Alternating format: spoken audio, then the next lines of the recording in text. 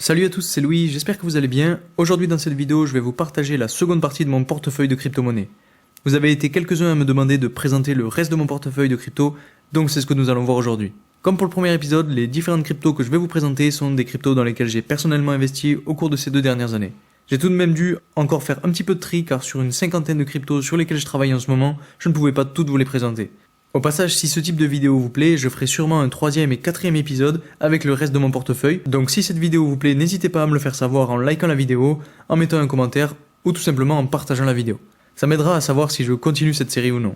D'ailleurs, pour ceux qui ne l'ont pas vu, je vous invite à aller voir la première vidéo de cette série. Je vous la mets en haut à droite et en description pour ceux que ça intéresse. Pour cette vidéo, j'ai choisi de présenter que 10 cryptos qui représentent environ 25 à 35% de mon portefeuille actuel. Le reste sont à la fois des cryptos dont je vous ai déjà parlé dans la première partie, ou alors des cryptos un petit peu test, dans lesquels j'ai investi une très faible part de mon capital au cas où elle viendrait à pumper. J'attends tout de même un petit peu que le marché remonte avant de vous les présenter pour éviter au maximum de me tromper. Alors dans le premier épisode, je vous ai présenté des cryptos assez stables avec de très gros fondamentaux.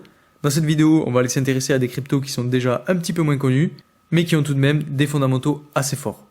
Alors quels sont les 10 autres cryptos qui composent mon portefeuille actuellement? C'est ce que nous allons voir tout de suite dans cette vidéo.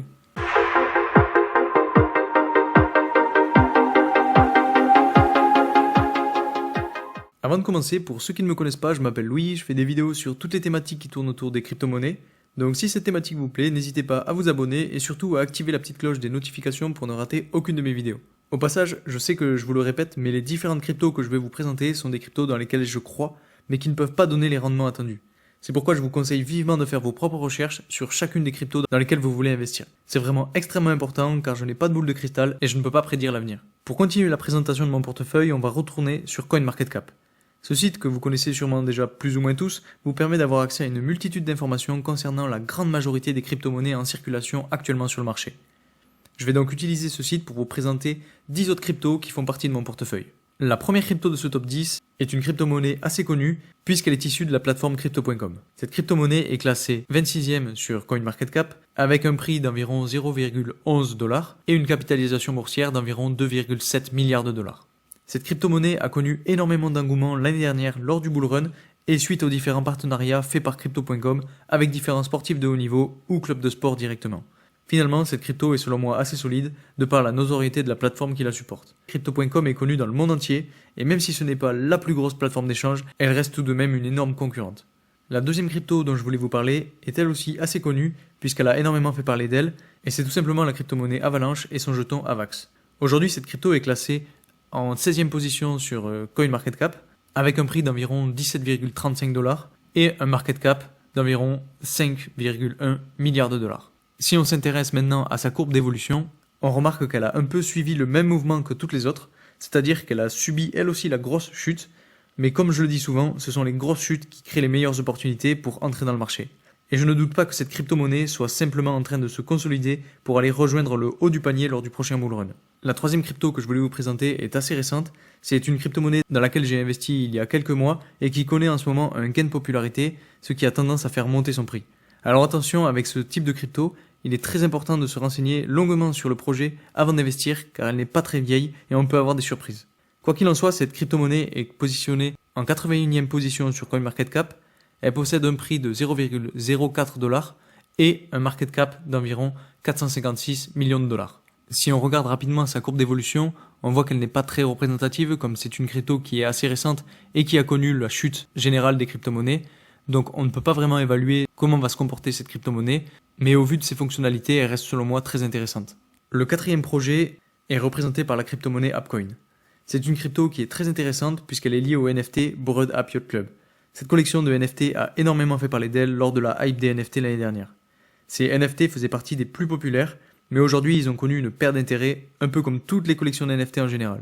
Néanmoins, on sait qu'avec le développement des metaverses, du gaming, de la décentralisation et de tous les autres univers qui tournent autour des cryptos, ce n'est qu'une question de temps pour que les NFT regagnent en popularité.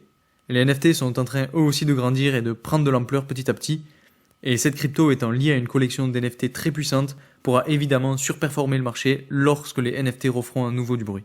C'est donc une crypto-monnaie qui est classée 37e sur CoinMarketCap, avec un prix d'environ 4,64 $ et un market cap d'environ 1,4 milliard de dollars. Si on s'intéresse rapidement à sa courbe d'évolution générale, on remarque que depuis le pic en avril 2022, on a connu une lourde chute comme sur toutes les autres cryptos, et là on est en pleine stagnation. Donc finalement, de ce point de vue-là, elle n'a rien à envier aux autres. Par contre, elle aura une très forte utilité dans le futur, et elle prendra donc forcément de la valeur.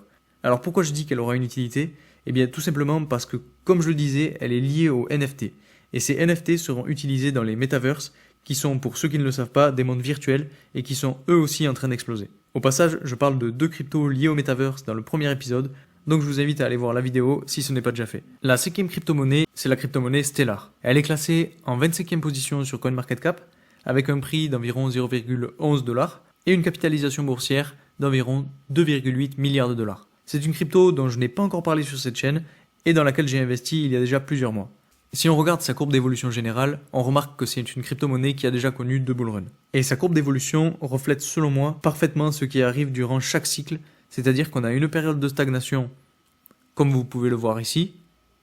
Ensuite, on arrive sur une phase ascendante avec le premier bull run.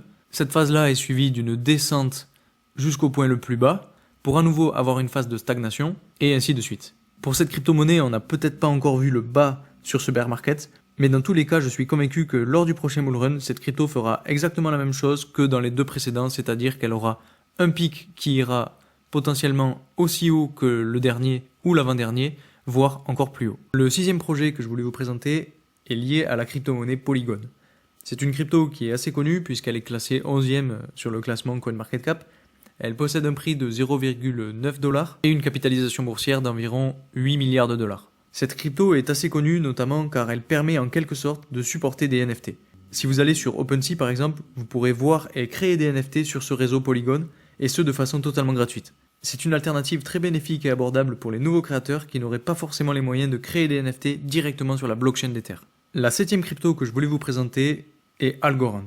Elle est classée en 29e position sur CoinMarketCap avec un prix de 0,32$ et une capitalisation boursière de 2,2 milliards de dollars. Je ne vais pas plus m'étaler sur cette crypto. Si vous voulez plus d'infos, n'hésitez pas à me demander en commentaire ou tout simplement à aller voir leur site internet qui est accessible juste ici sur CoinMarketCap. La crypto-monnaie AV a elle aussi beaucoup fait parler d'elle avant le bull run. Elle a elle aussi de gros fondamentaux, une grosse communauté et des investisseurs qui croient au projet. La preuve en est que si on regarde sa courbe d'évolution générale, on remarque qu'elle n'a pas réellement connu de grosses chutes brutales. La chute est plutôt progressive, comme on peut le voir sur ce graphique. Aujourd'hui, il est difficile de dire si oui ou non on va aller plus bas, mais selon moi, je pense que ce projet a le potentiel pour surperformer les autres crypto-monnaies lors des moments d'euphorie. L'avant-dernier projet que je voulais vous présenter est lié à la crypto-monnaie Theta. C'est une crypto qui est classée en 47e position sur CoinMarketCap avec un prix d'environ 1,14$ et une capitalisation boursière de 1,1 milliard de dollars. Cette crypto a pour objectif de supporter des vidéos dans le Web 3.0. Au passage, pour ceux qui ne savent pas ce que c'est le Web 3.0, je vous mets un lien vers une autre de mes vidéos dans lesquelles j'en parle. C'est donc une crypto qui a de l'avenir si on considère que l'évolution du Web 2.0 en Web 3.0 est inévitable. Alors pour ma part, je suis totalement convaincu que cela arrivera. Ça mettra plus ou moins de temps à arriver, mais un jour ou l'autre, on utilisera tous le Web 3.0. Et c'est là que les crypto-monnaies comme Theta, qui ont une utilité réelle dans ce nouveau Web 3.0, verront leur utilisation exploser et donc leur prix aussi. Et pour finir, la dernière crypto, c'est VeChain. C'est une crypto dont j'ai déjà parlé une fois ou deux sur ma chaîne, qui elle aussi fait partie des crypto-monnaies solides. Si on regarde sa courbe d'évolution générale, on remarque qu'elle a elle aussi subi le bear market, mais que le plus bas qu'on connaît aujourd'hui est tout de même plus haut que l'ancien bas qu'on connaissait ici avant le bull run. C'est une crypto-monnaie qui a elle aussi connu un seul bull run, et donc un seul bear market, mais on peut dire que, au vu des capacités de cette crypto-monnaie et de ses fonctionnalités, ce projet a su prendre de l'ampleur et accrocher les wagons du top 20 ou du top 30 crypto pour le prochain bull run.